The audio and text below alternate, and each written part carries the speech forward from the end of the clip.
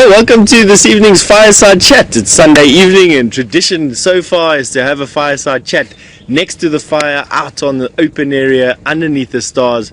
And just as a little bit of a spice up for tonight, we actually have the Birmingham boys. That coalition of 5 male lions is lying right there, about 200 meters away from us. And I, for one, would love them to walk through the fireside chat with us tonight.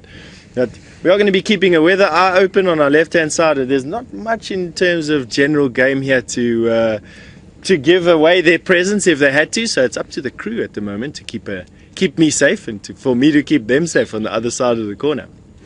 But I must say, on a recap for the week, what is my highlight of the week? And I'd have to say that the sighting that we had the other day with the lioness with the 3 cubs, one of the sticks females lying up in the drainage line close to Twin Dams, for me that had to be my sighting, or the highlight that I have of the week. What we've done is we've prepared a little reel for you. We're going to be playing it here, and I'm going to be running through it for you.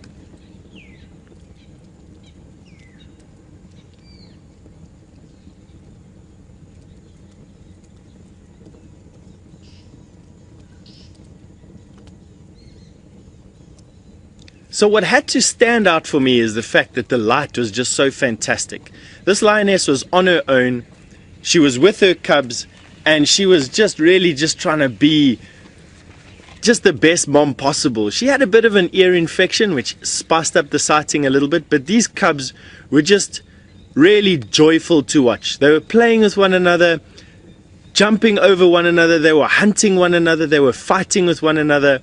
It really was one of those sightings that from beginning to end didn't really have any lull in it whatsoever. It was just non-stop action from start to finish.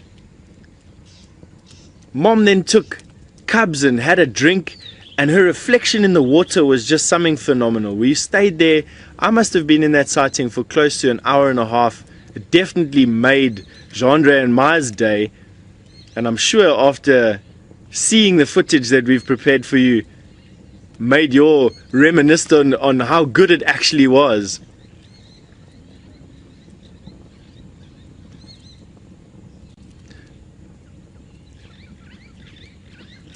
Another interesting topic was the cubs actually starting to show us that this instinctual behavior of trying to play with one another,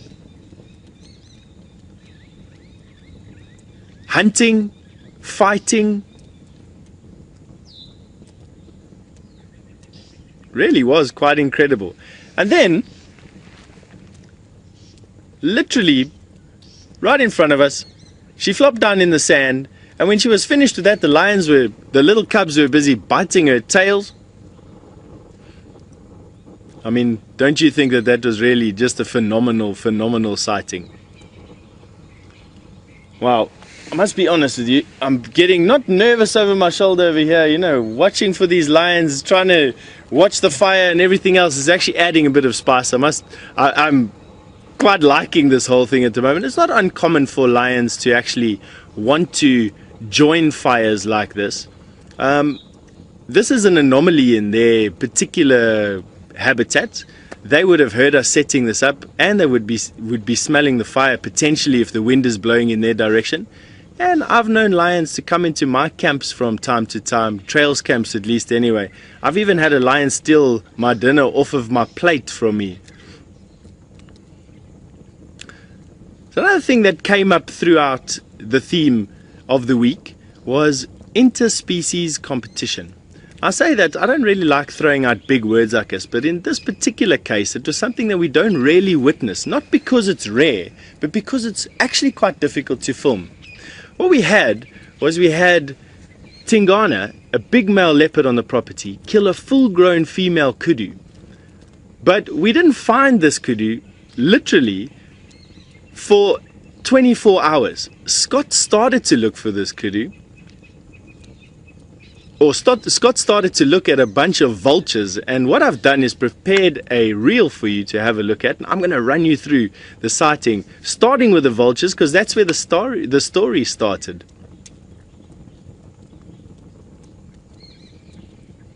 We found lots of vultures in the tree. Scott found tracks of this male leopard on the ground. They were going in both directions. He quite rightly deduced which direction the leopard was going in. He then finished game drive after not finding anything after 2.5 hours. I took over in the afternoon, and literally in the last 5 minutes we managed to find a big male leopard eating a kudu. The next morning we get there expecting the leopard, and lions are busy finishing the kill. I mean, we were literally expecting to see hyena, perhaps the leopard still on the kill, and then in the end it was lions that were busy stealing that kill. Then they went to go and drink some water after they were finished. Very full bellies, leaving the reminiscence of the kill on the floor. And lo and behold, Tingana walks back into the sighting later on that afternoon. I mean, literally, we couldn't have wished for a better closing to the story. It really was quite nice. Now, the Interspecific competition that we're seeing is competition between different species of animals for the same resource. And in this particular case, it was the meat that Tingana had killed. It was a full-grown female kudu, and that's actually what allowed us to get in on the action. Generally speaking, when leopard make a kill and lion or hyena steal it, they come in and rip it apart and it's finished before we even get close to that. In this particular case, there was enough meat left over. Tingana had a full belly. He was very willing to to leave that particular area because there were a lot of lions there. And the Styx lionesses came in with the help of one of the Matimbas. I actually think there might have been 2 there. Pushed him off the kill and finished that kill. But it wasn't finished for Tingana. He must have been lying around literally just on the outskirts of that kill, and when he couldn't hear the lions there anymore, he came back to see if he could get any of his meat. We just thought that was such a nice thing to show you, because generally speaking, wow, just excuse me breaking up the story there, but we just had a leopard roaring literally on the other side of the camp, literally on the other side of the fire here. I'm expecting them to be lions, and we've got leopard just busy calling. So just listening some more.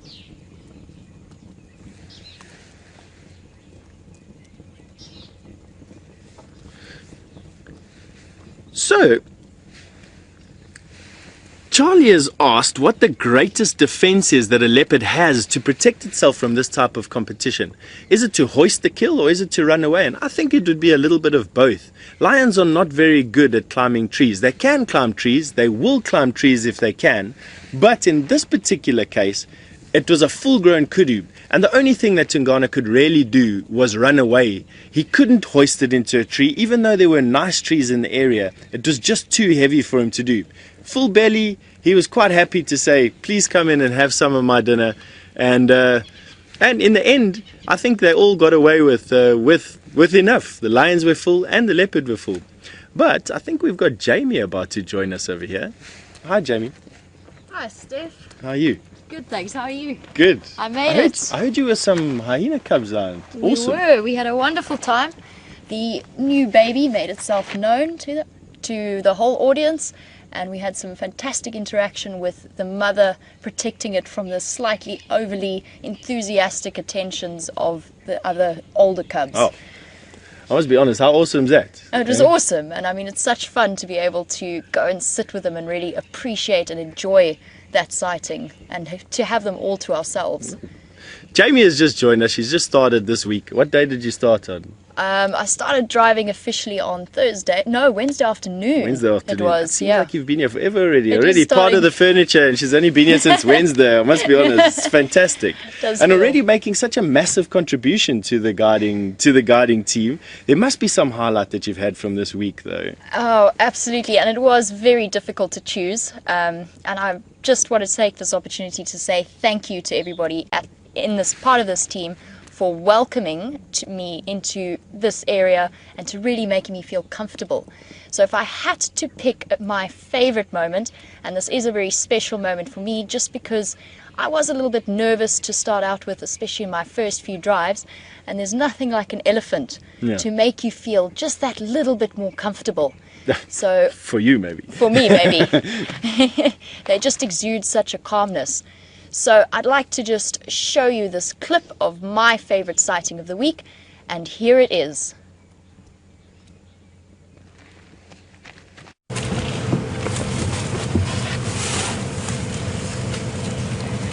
go. We've got this baby nice and close.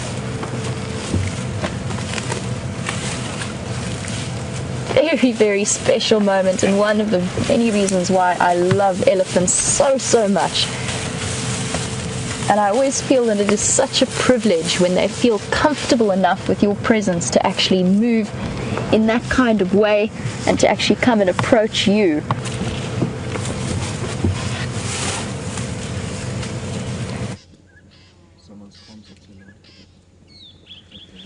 All right. I mean, how fantastic was that? I mean, like, to have an elephant that close to your car, I mean, hey? Well, it doesn't happen every day. As I said at the time, it is such a privilege when an elephant chooses to approach you and in a really calm state. And it's something that I've enjoyed so much about being in the Sabi Sands, is just the level to which the animals are comfortable around other vehicles and how naturally we actually get to see them behave around vehicles. So we don't seem to affect them in any way. And it's something that's actually come as a little bit of a change to me, especially because I had a fantastic few days, or the last 2 days, spent following around Shadow and Sindile. And the areas that I have worked in the past, the leopards have been somewhat skittish. So I've not actually had a real chance to properly sit and observe them and actually follow them, which is what I love so much about these live safaris, is you can actually go from day to day and follow the animal and see what it's doing. Yeah. And to have that opportunity with the leopards has just been truly special. No, I say. It's awesome. Yeah, it's difficult. I mean, I must say the Sabi Sands is really special for the leopard that they have over here, and the habituation that the guides have done make it so easy for us to be in touch with these animals and really spend a lot of close and interactive time with them. It is quite nice.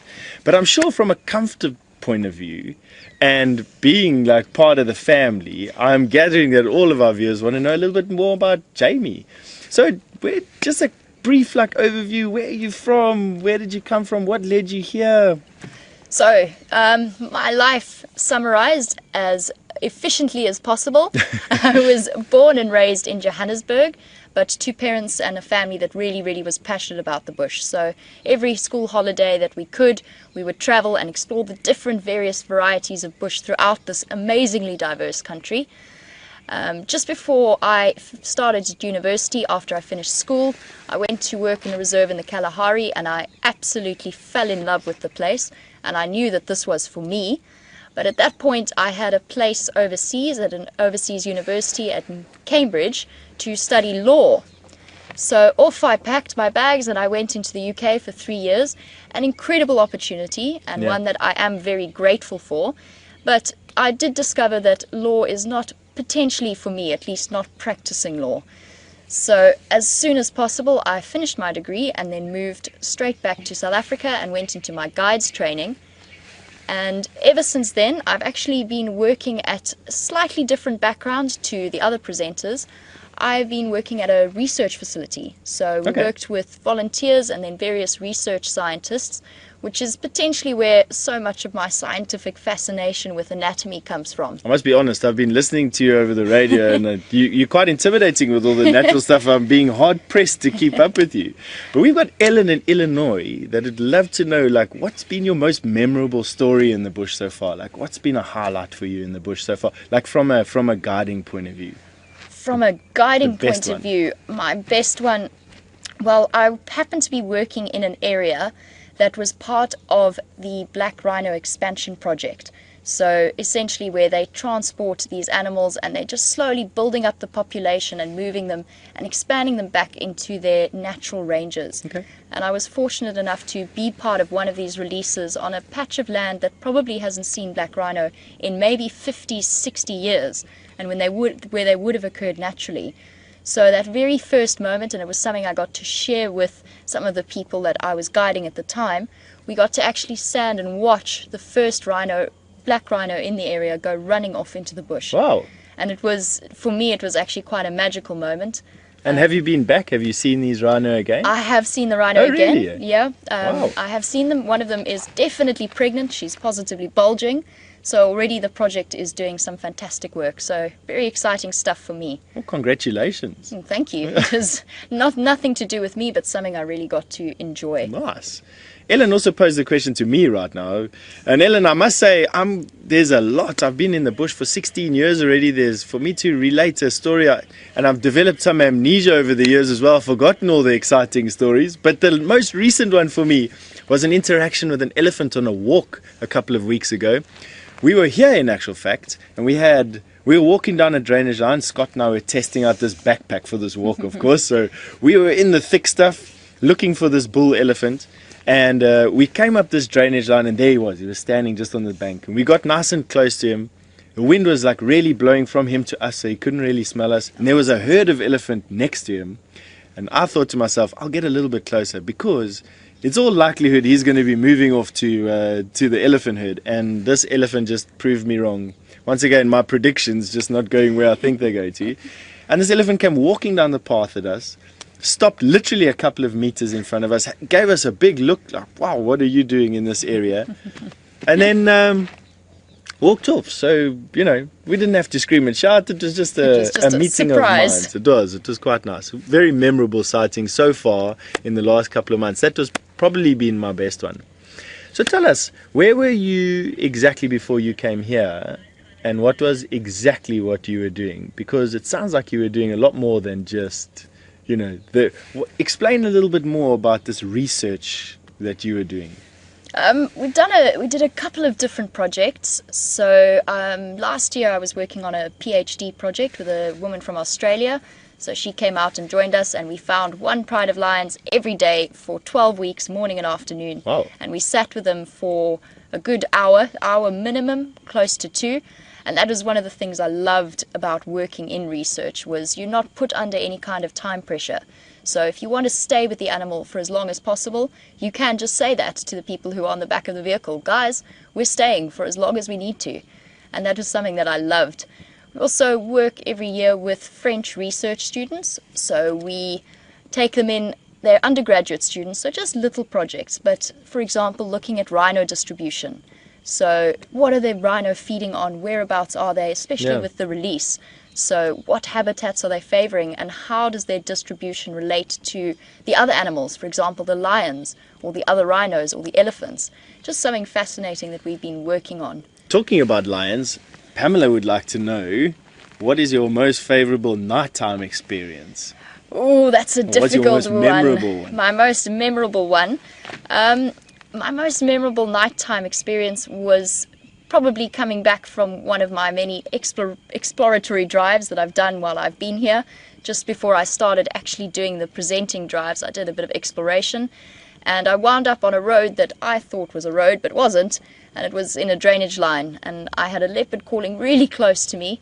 Couldn't find the thing. I knew it was there, but it was thick bush, and I was still negotiating my way around the vehicles. So I just had to figure out how to get out of that.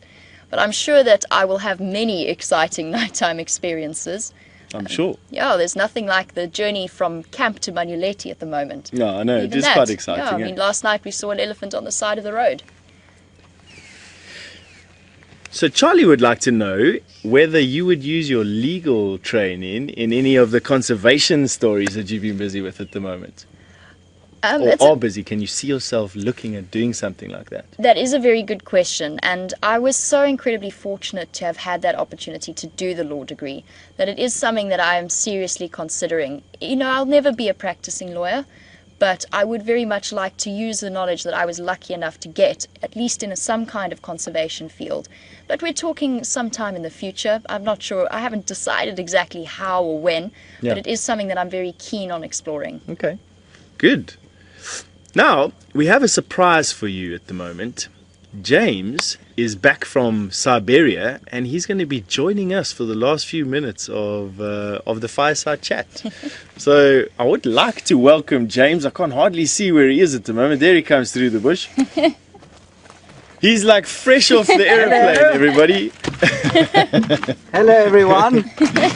Hello, Jamie. Hi, James. So, James, tell us what you've been up to. It's been... It's been a tiring last few days, I must tell you. I have flown many, many miles, I, in fact, wasn't in Siberia. I was further east of Siberia. And not sure how good your Russian geography is, Russia is basically the European section, which is the western section. Then you have the Ural Mountains in the middle, and then you have Siberia, which is the enormous middle section going up into the Arctic Circle. And then you have the Russian Far East, and that's where I found myself, in the small town of Vladivostok, to start with. Mouthful. Not the most beautiful place in the universe, I have to tell you. Scenically very stunning. But basic summary of what we did was we drove through this one province. And the province is the size of Great Britain, one province. And in 6 days we covered about 2,500 kilometers, which is about, what, 1,600 miles probably. Yep. And we looked for bits and pieces. Ostensibly my main function there was to go and see if we could find some tigers, or not find tigers, but to assess tiger conservation projects. And I came to the conclusion that we're very lucky to live where we do, because the landscape is stunning at this time of year. It's bright, glorious green, huge expanse of forests, very few people living there. In the whole province, so it's the size of Britain, there are only 2 million people, and 700,000 of those live in Vladivostok itself. So really big place. Not many people, lots of poverty, but beautiful landscapes. And there is wildlife there. We didn't see a huge amount. My mammal checklist includes, this is in the wild and not in rehabilitation centers, 1 chipmunk and 3 squirrels. Other than that, not a lot of mammal life going on. Well, there is there in the forest, but you really have to go and look for it. And the one thing that they don't seem to do that we do here, or that certainly that the local people do here, is tracking. They do it more in the winter because it's easy in the snow, but they don't have the tradition of it like we do here, and I think they'd really benefit from something like that. Something that's going across the world like a firestorm at the moment. Yeah. I'm quite excited. We've got 2 very skilled trackers on site at the moment that I'd love to introduce you to through the week. But what we're going to be doing is we are going to be closing with James has brought his guitar, and I understand that everyone's quite a big fan of James and his guitar. So we're actually going to let James play some music as we finish off this fireside chat and as we close down this the sunset safari today. And so on behalf of myself and Jamie and James, I'd like to say good night, and we'll catch up. James and Jamie will be on safari tomorrow. I'm going to be behind the scenes again, and take it away, Maestro, I should say. The song I'm going to play is called Afrika Gukhala Bangcwele, which means Africa, your innocent cry. And it was just something that popped into my head as I climbed off the enormous Airbus A380 this morning, back in Africa. And it was just a lovely feeling to be back here, and especially as I drove in today. And so, Afrika Gukhala Bangcwele.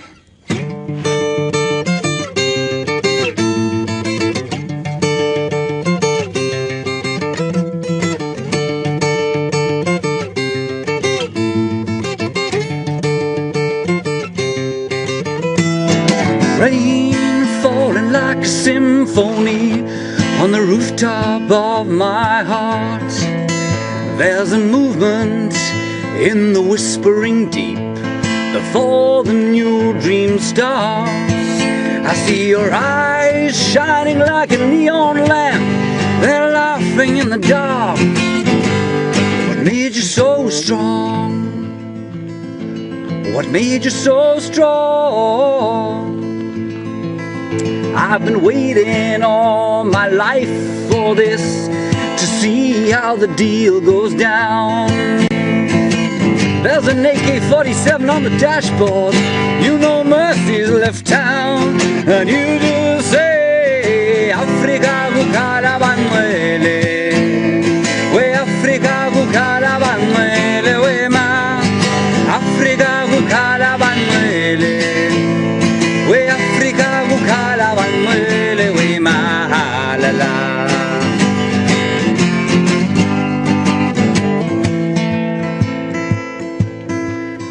Light a candle for the innocent ones, a candle for our love. I say a prayer for some peace on earth, for the daughters and the sons. And your life unfolds like a cheap street fight. Your laugh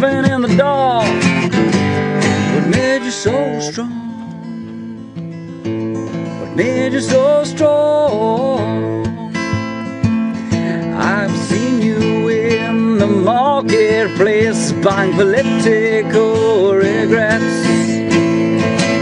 You've been walking on the water again, but your feet never get wet, and you just say Africa kukhala bangwele, we Africa kukhala bangwele, we ma Africa kukhala bangwele, we Africa kukhala bangwele, we ma la la.